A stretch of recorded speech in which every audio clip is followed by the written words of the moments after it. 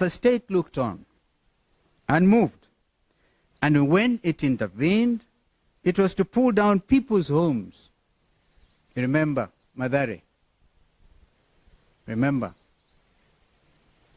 Without any effort at all to give them the comfort of alternative shelter. The Kenyan state reported that it had set aside hundreds of billions of shillings as floods disaster management funds.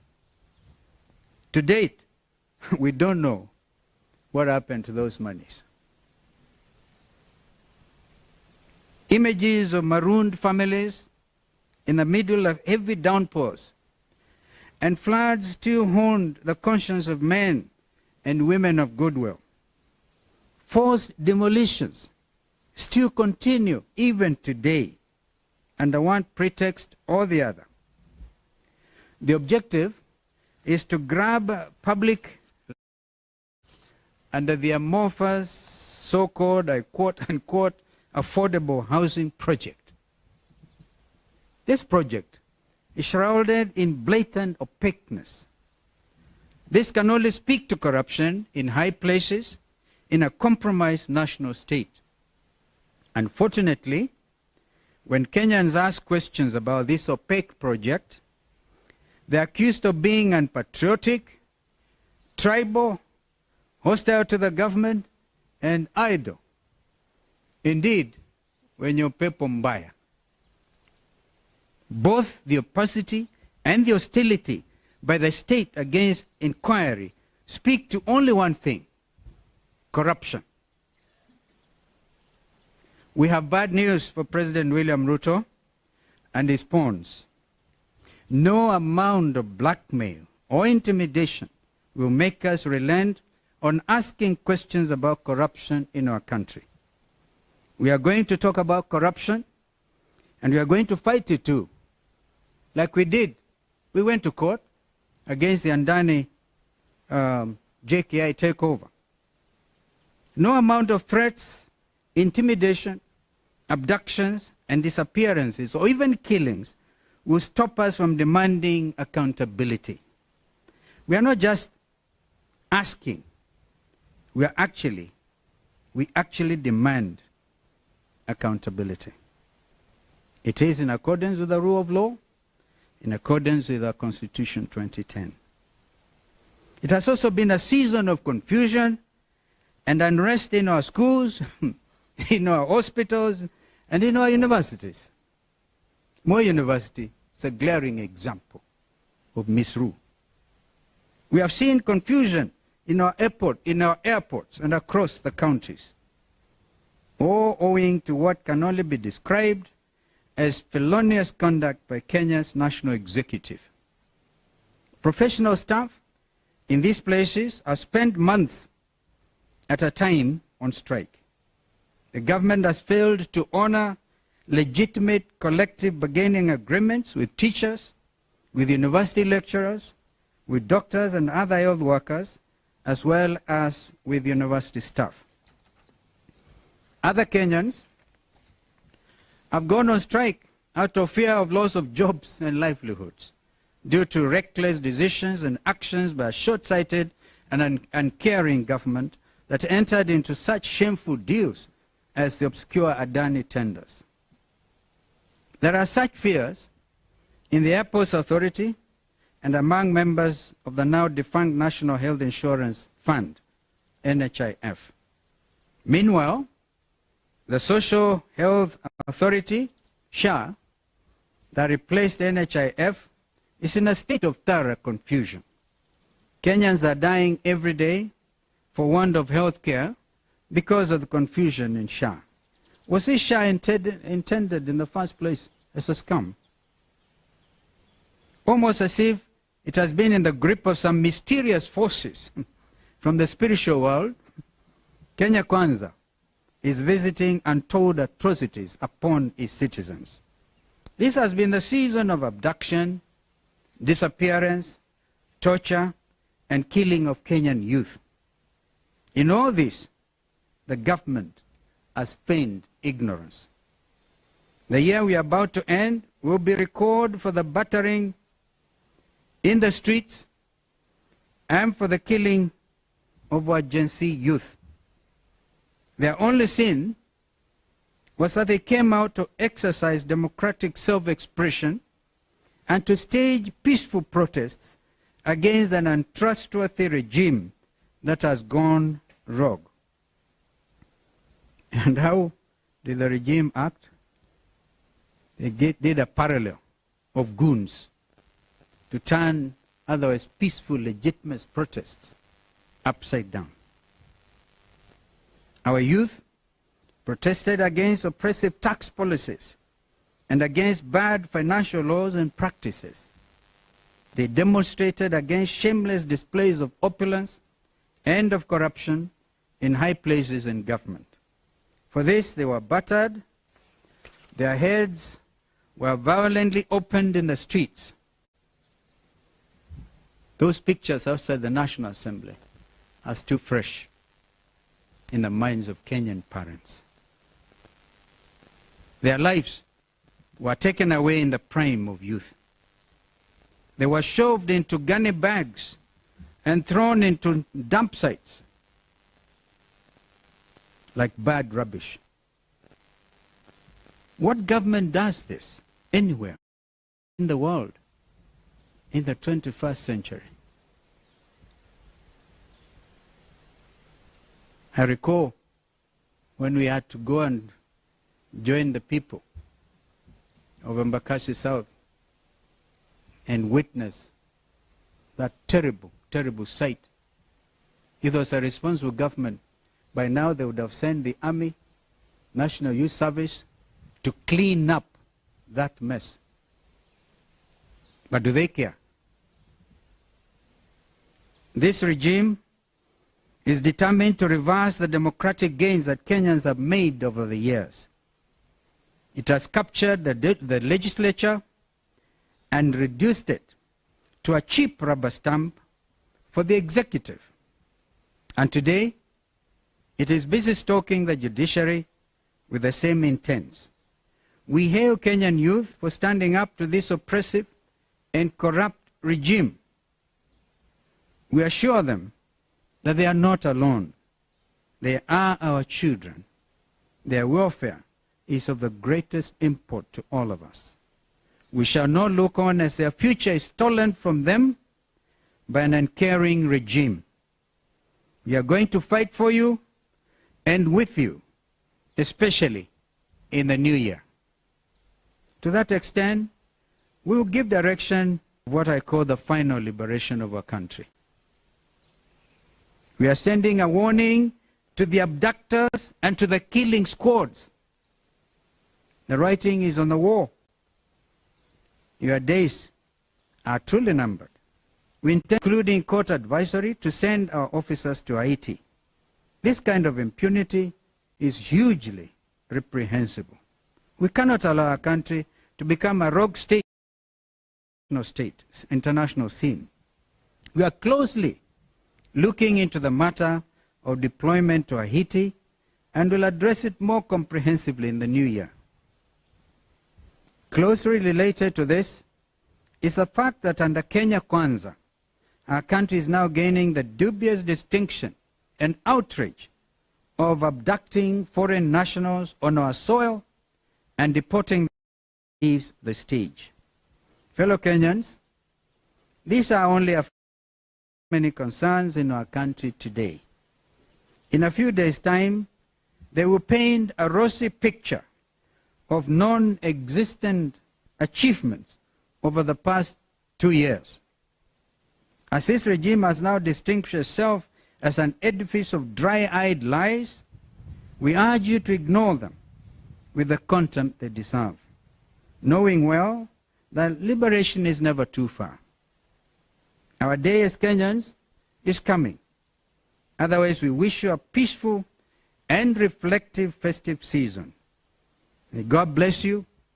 May God bless our country, Kenya. Amen.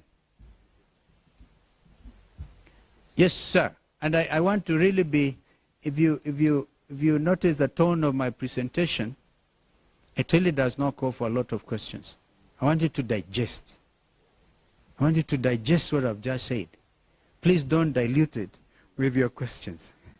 Some of those questions have been addressed. But let me hear you, sir. Yes, sir.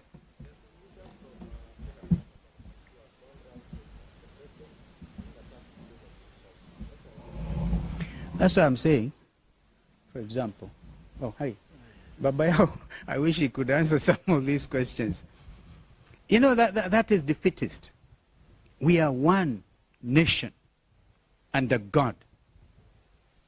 So please don't run to your tribal cocoon and give us that kind of trash. Another question, sir? Yes, Steve. Yeah. Yes, sir.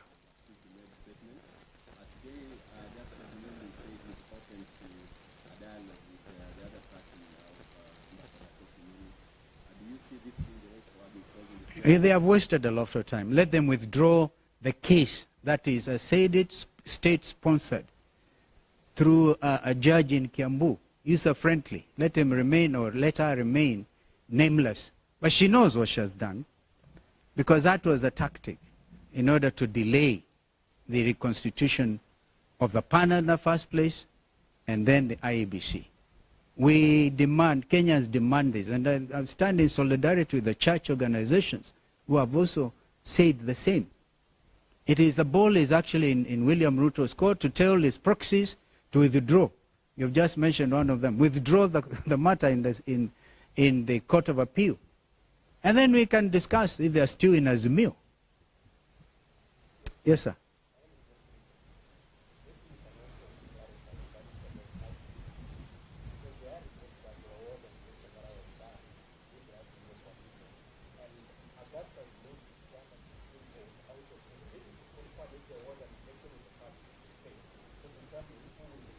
So first of all, an election based on what law? Number one.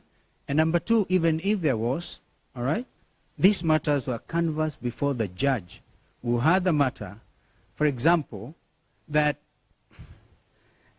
Augustus is a young man I know, okay? And I'm always ready to talk to him. It's one of us. But he should not allow himself to be used, because he knows the party he represents does not have one member of parliament, or indeed an MCA, maybe an MCA, because the law is very clear that it should be parties with representation in parliament, taking into account as well gender. That matter was canvassed before the judge and a ruling issued. That is what they have rushed with the assistance of Kenya Kwanza to appeal. And because National Assembly had 1 week since the matter was adjudicated upon by a judge, Azimio given 48 hours to give a name, which we did within that stipulated time. Therefore, my brother, Speaker Wetangula, being the chair of Parliamentary Service Commission, should have acted with that 1 week. But gerrymandering, buying time, so they can allow Muli to go to the Court of Appeal, which is what they did. That is the absolute truth. And if Muli as any member of parliament, his party as a member of parliament, then we will also hear. Because that was what was clearly adjudicated. So this attempt, therefore, to blame Wiper, to blame me, is completely hogwash, I'm sorry to tell you. It doesn't stand in the face of what is lawful, what the courts have done. And I must congratulate Justice Lenaola for coming out so boldly. We don't expect normally a judge to come as boldly as he did, including during the impeachment process, when even filing system within the judiciary was interfered with by the executive. But those are matters that I think will be dealt with in court. Which I was privileged to co-chair along with the member for that NADCO report had 9 pieces of legislation which were supposed to be passed expeditiously in Parliament In fact, the speed with which they impeached Gachagua could have been employed, I've said that before, to implement the recommendations of NADCO. The appointing authorities were two, William Ruto and Raila Amolo Odinga. I was answerable to Raila Odinga, but we gave the report to both of them. And then one morning, I'm called and told, go to, they are signing the IEBC now, because that one at least went through, yeah, the Amendment Act to IEBC. One would have expected they amend it when they said, okay, we have now signed into law the Amendment Act of IEBC, that they were going now to move with speed. But instead, putting all manner of clogs and showing political bad faith. That is what I can call it. In fact, my worry now is what happens, because Raila and William Ruto are supposed to consort and agree on who becomes the chairperson of IEBC. We made it so easy for my friend Raila Odinga. I hope he can stand strong and act for once in the best interest of Azimio. Because when I last checked, I was still in Azimio. And the leader is Raila Odinga, who appointed me to NADCO. We need to be able now to act in the best interest of this country. This matter of IBC is the most urgent issue. The people of Banisa constituency lost their member of parliament over a year ago. They're still waiting for a by-election. And others. Why disenfranchise Kenyans? Because of political expedience. But as I said, I invite you, maybe I can share with you some of my thoughts on why the delaying tactics. And if we do that, do not record me and forward to Itumbi. People are desperate, absolutely desperate. Yes, sir.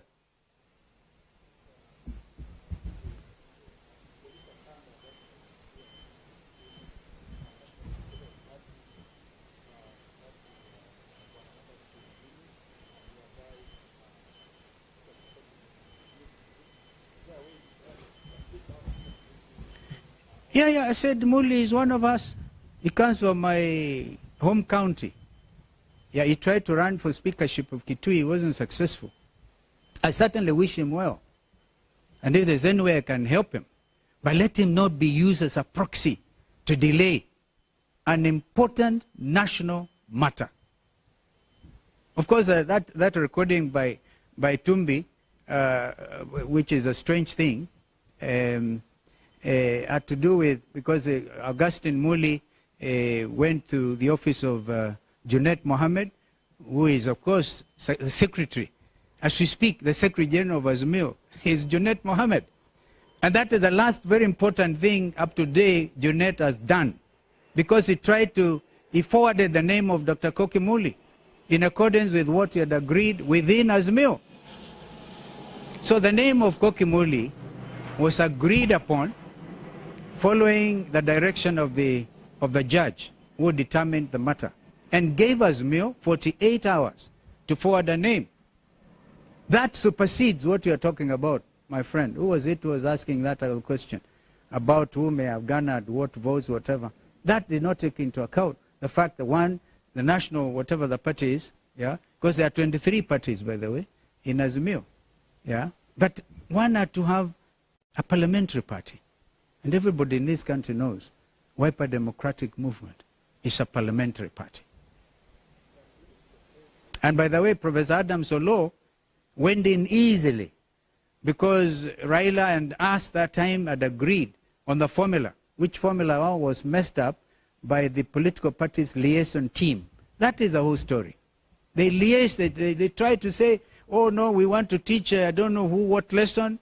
I think a lot of them have since regretted. And we are moving. We want as strong as Azimio. Even if they do not have membership in parliament, they're still members of the coalition. But unfortunately, the law stipulates, you have to have at least membership in the House. And this is the clogging. But I'm telling you, the truth of the matter is the state interfered, okay, to make sure that Koki Muli's name is not forwarded. Unfortunately, the names have to be forwarded as a team, the 9 of them. And I think my friend Weta knows the truth. Thank you. I think I've belabored that point. Nawashukuruni sana. So my friend can go and have a cup of tea. Asanteni sana. Mungu abariki. And surely have a wonderful festive season. Asante.